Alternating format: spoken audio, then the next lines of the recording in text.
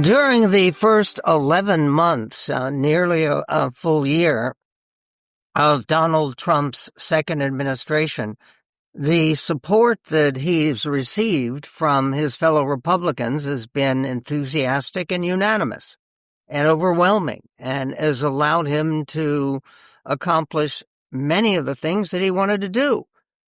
So what's happening right now? Because what you hear about, and it's not just Marjorie Taylor Greene, described now by President Trump as Marjorie Trader Greene, or brown, because he says she's rotten, and brown is the color of rotten. In any event, with all of that, what's going on with Trump's waning support from that MAGA coalition? One of the most insightful pieces that I've read about that is by Matt Lewis, who is the author of Filthy Rich Politicians and Too Dumb to Fail. He is also the host of the Matt Lewis Can't Lose podcast and YouTube channel. His columns appear in the LA Times, his most recent, or one of his most recent columns in the LA Times, 5 Reasons the GOP is Finally Bucking Trump. Okay, first of all, Matt Lewis, thanks for joining us on the show. But what's the most persuasive evidence that Donald Trump is losing some of his grip on the Republican Party? Well, I think that we've seen a pattern now. It started probably with the bombing of Iran, where you had people begin to criticize him publicly. And it sounds like a small thing, but for a guy who effectively was a cult leader, to have anybody calling him out on his own side, influencers, opinion leaders, and also Republican politicians, I think was a big thing. It really escalated with the Epstein files, where you had initially 4 Republicans, led probably by Thomas Massie and the aforementioned Marjorie Taylor Greene, who were insisting, much to Trump's chagrin, that the Epstein files be released. And then we had it with the Obamacare subsidies. And it now appears that Republicans are going to be forced to put out something. We'll see how that shakes out. But Marjorie Taylor Greene, again, was, I think, pushing Donald Trump from an America First populist standpoint, because premiums were about to double. And so we see that Trump is now doing things he didn't want to do. He didn't want to release the Epstein files. He's releasing them. Didn't really want to fix Obamacare. He wanted to repeal it. There was really no plan to replace it. Now, at least Republicans are saying that they're going to have a plan for that between now and the end of the year. So to me, those are signals that Donald Trump is beginning to loosen his grip. And of course, it's dangerous to say that, because a lot of us have thought from day one, Donald Trump's never going to get away with this. He can't call John McCain, make fun of John McCain and POWs. He had the whole Access Hollywood thing, and he managed to always fail forward. But it does seem now, finally, that gravity is reasserting itself, albeit too slowly. No more Defying Gravity as a theme song for the White House. In terms of President Trump's situation right now, one of the striking things about the 5 reasons that you give for why this is happening at this point in our history, several of those 5 things are things that the president can't really do anything about, like the fact that he is term limited. He can't run for re-election, and he's 79 years old. How is that working in terms of loosening the grip on the Republican Party? And I think that's actually the best answer to your first question is, why is this happening? And it's, why now, after all of the people saying falsely that Trump was losing his grip. Why is it real now? And I think it's because, what you just said, that these are like real things that you can't talk your way out of, really, right? You can't talk your way out of being 79. He's going to be, he is now the oldest president sworn in. Biden was older when he left than Trump is now, but you can't sort of talk your way out of it. There's no power of positive thinking that gets you past that fact. And so I think that Trump is now hitting these realities. And so the first one, as you noted, is that he's a lame duck. I guess some people think being a lame duck by definition means that you can't get anything done. But to me, really, it just means that you can't run for reelection. Everyone knows it. So they start jockeying for position. And I think we've clearly seen that. People are thinking past Donald Trump. They're imagining he's going to be leaving. And so how do I want my brand to be or my niche to be after he's gone? And if you're an opinion leader, this is happening. If you are a politician, this is happening. And Trump tried to actually tamp it down, I think, by talking about running for a third term. Look, those of us who believe that liberal democracy is precious, we want to be vigilant. And if someone jokes about a third term or references a third term, which would be unconstitutional, I think we have to take it seriously. But the truth is, Trump is probably teasing or trolling us with the third term talk because he doesn't want to be a lame duck.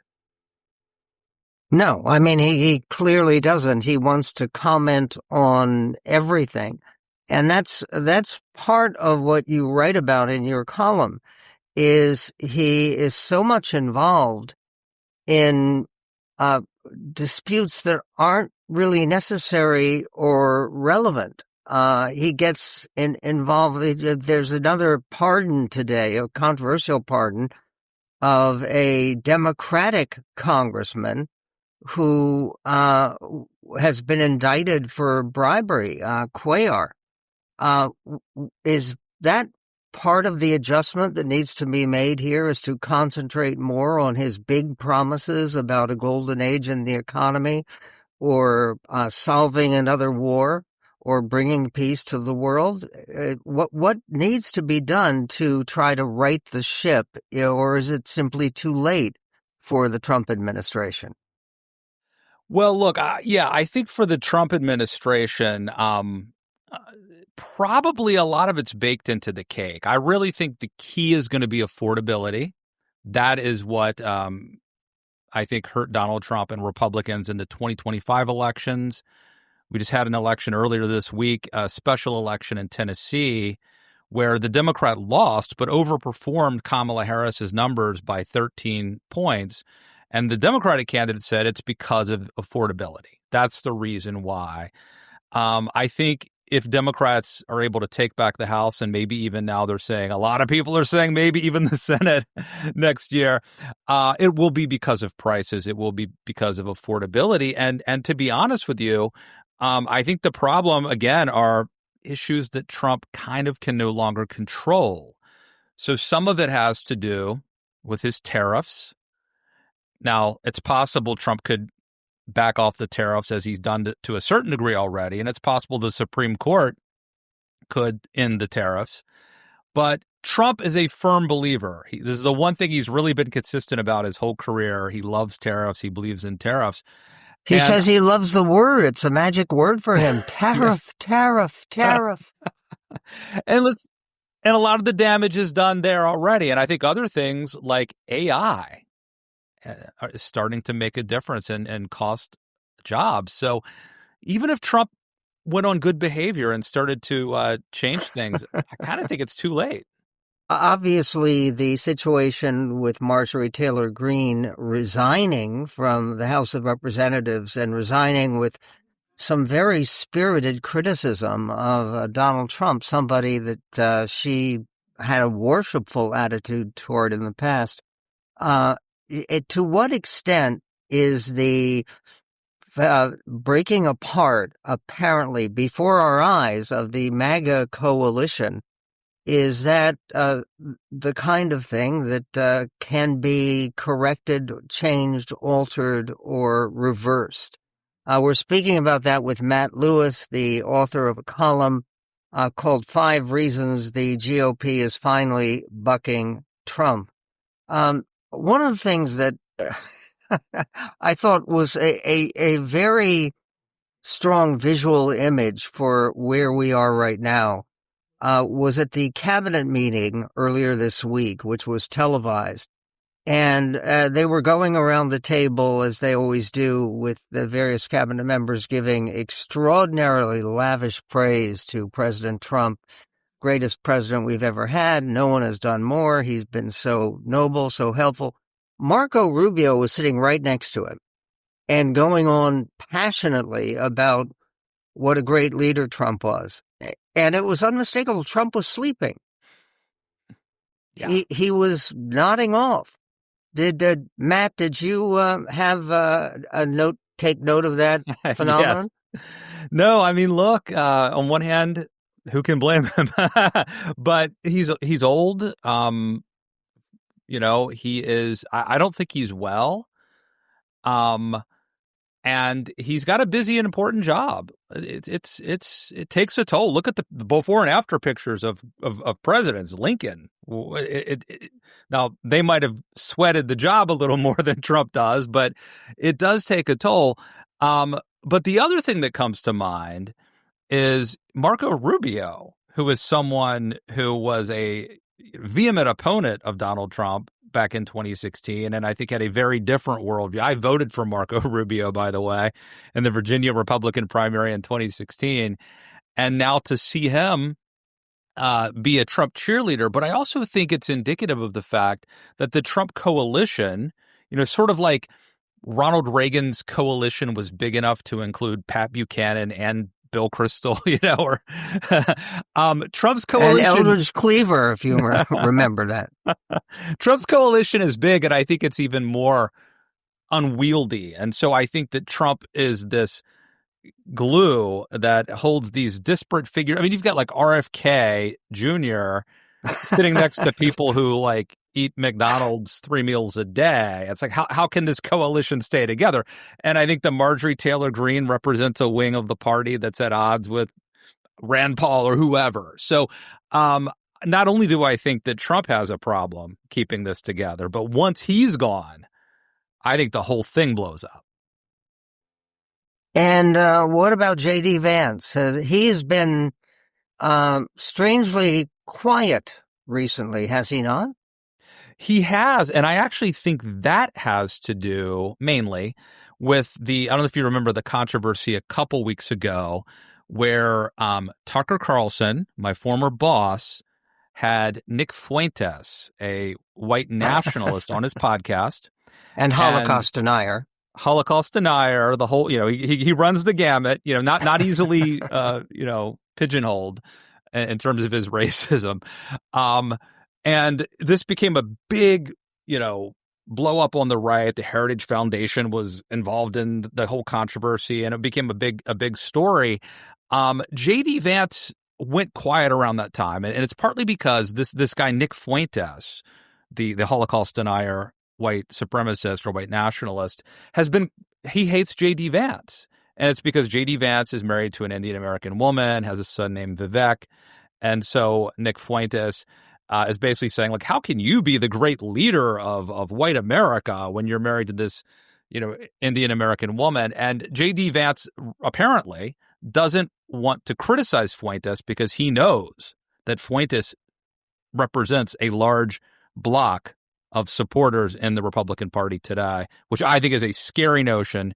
But that apparently is the reason why J.D. Vance has been sort of keeping under the radar.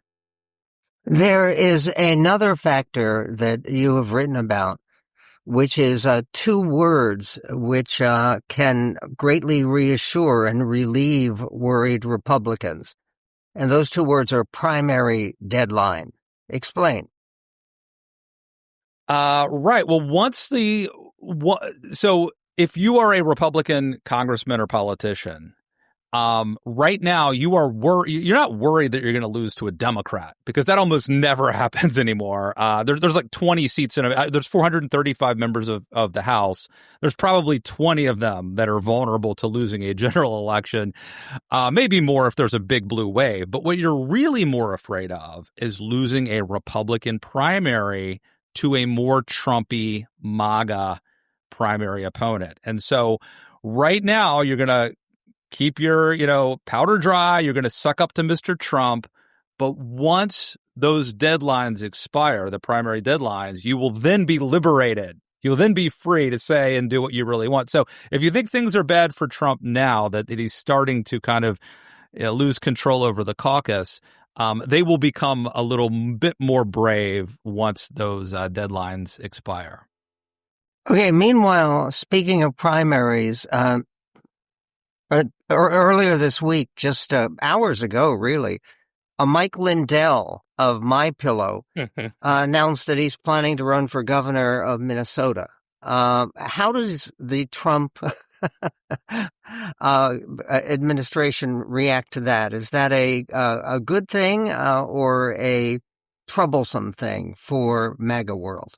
Well, look, we did see Trump enter. This is part of the reason Marjorie Taylor Greene went off the reservation, to use a politically incorrect term. It's because Donald Trump went to her and said, Marjorie, you cannot run for the U.S. Senate. You're going to lose and you'll be an embarrassment to us. And so that angered her, understandably. I don't think Trump cares as much about the governorship of Minnesota as he does about who controls the U.S. Senate. So my guess is they say, go for it. Have some fun, and we'll see how it plays out. We'll see, as Donald Trump often says, we'll have to wait and see how it turns out. And yeah, usually we have to wait 2 weeks Yes. for it to turn out. If you were advising Team Trump, and I know you're not about to, but what can they do to consolidate the kind of united Republican support that they need to survive or to continue control of the House and the Senate? Wow, it's almost an unthinkable question because, number one, Donald Trump doesn't take advice and eschews wisdom. And number two, like I said, Michael, I really think so much of it's baked in the cake now. I mean, I believe in deathbed conversions, right? You can always turn things around, but so much of what we are heading into in 2026 is, the predicate has been has been laid. So I don't even know, even if they took.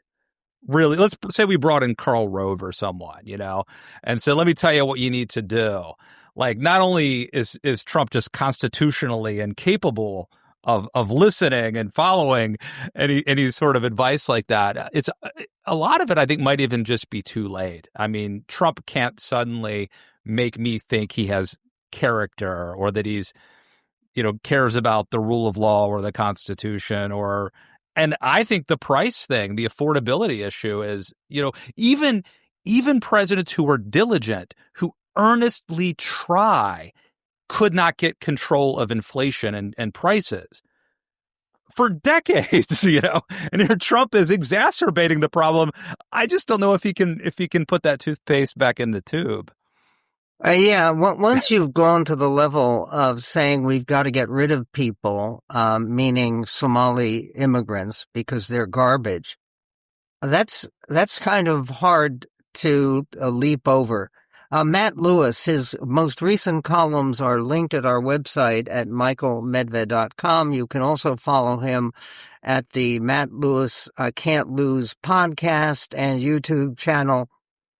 And his columns regularly appear in the LA Times and in The Hill.